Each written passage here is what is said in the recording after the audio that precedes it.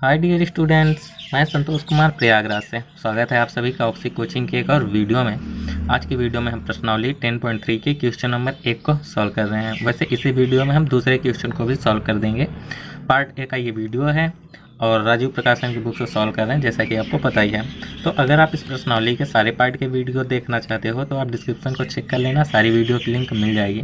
या फिर अगर आप 9 क्लास की सारी वीडियो देखना चाहते हो तो उसके लिए आई बटन या प्ले लिस्ट कहीं पे भी आई बटन पे आपको प्लेलिस्ट की लिंक मिल जाएगी, तो आप देख सकते हो। ओके, वीडियो शुरू करने से पहले सब्सक्राइब कीजिए ऑक्सी कोचिंग यूट्यूब चैनल को और बेल आइकन को ऑल पे कीजिए, जिससे फ्यूचर में कोई वीडियो आप मिस ना करो। अगर आपने पहले से ही सब्सक्राइब कर रखा है तो थैंक यू वेरी मच।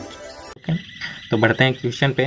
तो क्वेश्चन है, वृत्तों के कई जोड़े युग्म खींचिए, प्रत्येक जोड़े में कितने बिंदु उभयनिष्ठ हैं? उभयनिष्ठ बिंदुओं की अधिकतम संख्या क्या है? चलो, सबसे पहले इस क्वेश्चन के अनुसार हमें वृत्तों के जोड़े बनाने हैं। वृत्तों के जोड़े के बारे में तो आपको पता ही होगा, ठीक है। तो वृत्तों के जोड़े बनाने हैं और उन जोड़ों में हमें यह बताना है कि कितने बिंदु उभयनिष्ठ हैं। उभयनिष्ठ का मतलब तो आप समझते ही हो कि एक बिंदु जो दोनों ही वृत्तों में कॉमन हो, ठीक है। और साथ ही साथ हमें यह भी बताना है कि किस जोड़े में सबसे ज़्यादा, यानी कि सबसे ज़्यादा उभयनिष्ठ बिंदुओं की संख्या क्या हो सकती है। तो हम अगर शुरू करें यहाँ से इसका हल, तो सबसे पहले होगा पहली स्थिति। क्या?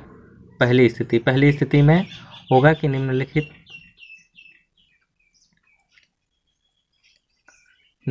युग्म में कोई बिंदु उभयनिष्ठ नहीं है। उभयनिष्ठ नहीं है। तो पहली स्थिति में ये हो सकता है कि हम ऐसे वृत्तों के जोड़े खींचें जिसमें कोई भी बिंदु उभयनिष्ठ ना हो। अब देखो, जैसे कि अगर हम यहाँ से बनाएं, यहाँ पे हमने दो युग्म खींच लिए हैं। पहला युग्म ये रहा और दूसरा युग्म इन दोनों को मिला के है। तो इन दोनों में ही देख लो, कोई भी बिंदु उभयनिष्ठ नहीं है। अब उभयनिष्ठ का मतलब तो पता ही है आपको, ठीक है, यानी कि कोई ऐसा बिंदु जो दोनों ही वृत्तों में कॉमन ना हो। उसके बाद दूसरी स्थिति ये हो सकती है कि सिर्फ एक बिंदु उभयनिष्ठ हो। निम्नलिखित युग्म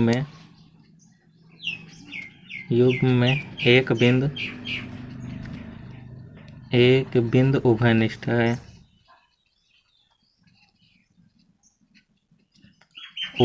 है। अब देखो, हम ऐसे वृत्त बनाएंगे जिसमें सिर्फ एक ही बिंदु उभयनिष्ठ है। तो आप देख सकते हो कि इस युग्म में, यानी कि अगर हम इस युग्म को ए मान लें, नहीं यक्ष, वृत्तों के इस युग्म को x और इस युग्म को y, तो x में देखो तो एक बिंदु उभयनिष्ठ है, यहाँ पे बिंदु a है, उभयनिष्ठ है। और अगर y की बात करें तो y में यहाँ पे जो बिंदु है, इस बिंदु को अगर हम a मान रहे हैं तो ये बिंदु दोनों ही वृत्तों में उभयनिष्ठ है। और एक लास्ट और तीसरी स्थिति हो सकती है जो कि हम आपको इस तरफ बता देंगे। निम्नलिखित युग्मों में दो बिंदु उभयनिष्ठ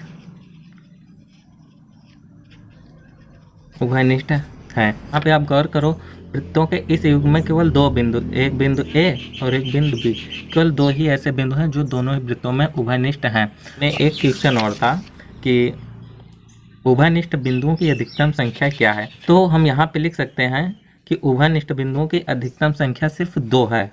अतः उभयनिष्ठ बिंदुओं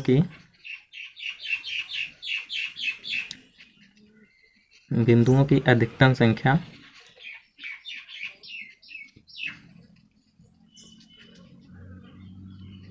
2 है, यानी कि 2 बिंदु से अधिक बिंदु उभयनिष्ठ नहीं हो सकते, ठीक है। अगर हम 3 बिंदुओं को उभयनिष्ठ करके कोई वृत्त खींचने की कोशिश करें तो सिर्फ एक वृत्त खींच सकते हैं, 2 वृत्त नहीं खींच सकते।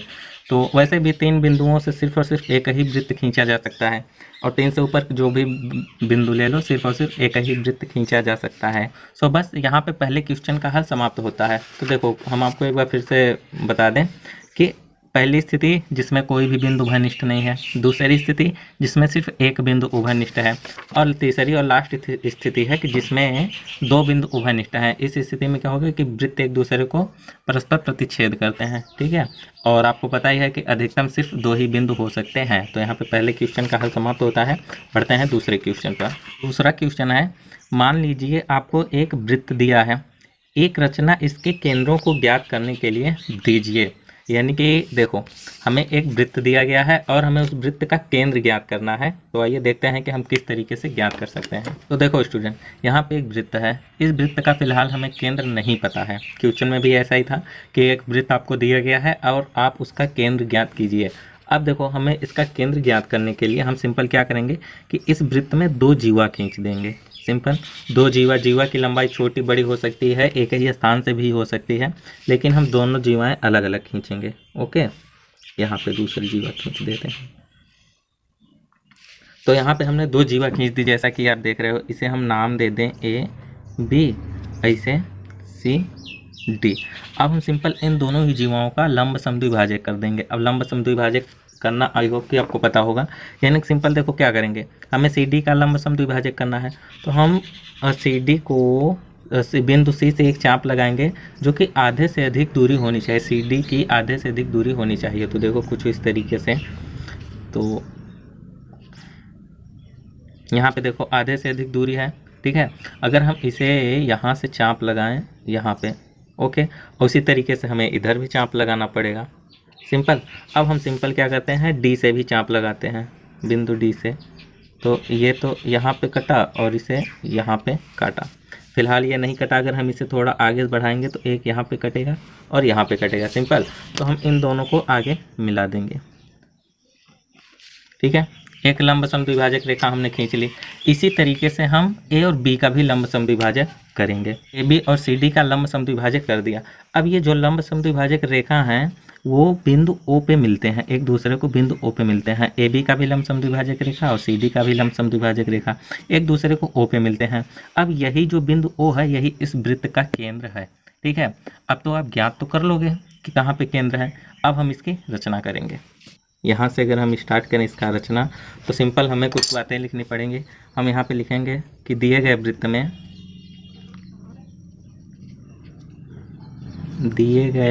में दो जीवाएं खींचिए, दो जीवाएं ए बी और सी डी खींचा। सिंपल, उसके बाद हमने क्या किया था, जीवाओं का लंब समद्विभाजक किया था, तो वो भी लिख लेते हैं। इसके बाद जीवाओं का लंब समद्विभाजक किया।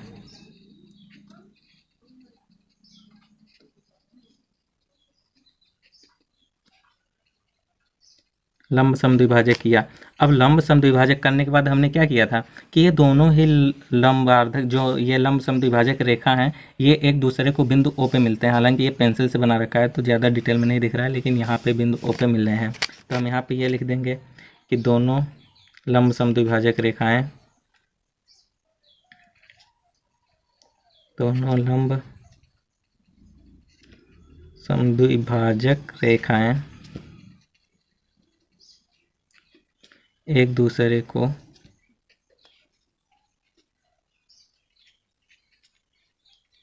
बिंदु ओ पर मिलते हैं, बिंदु ओ पर प्रतिच्छेद करते हैं।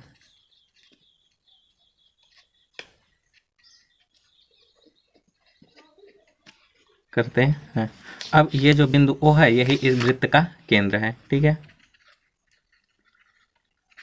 अतः बिंदु ओ दिए गए वृत्त का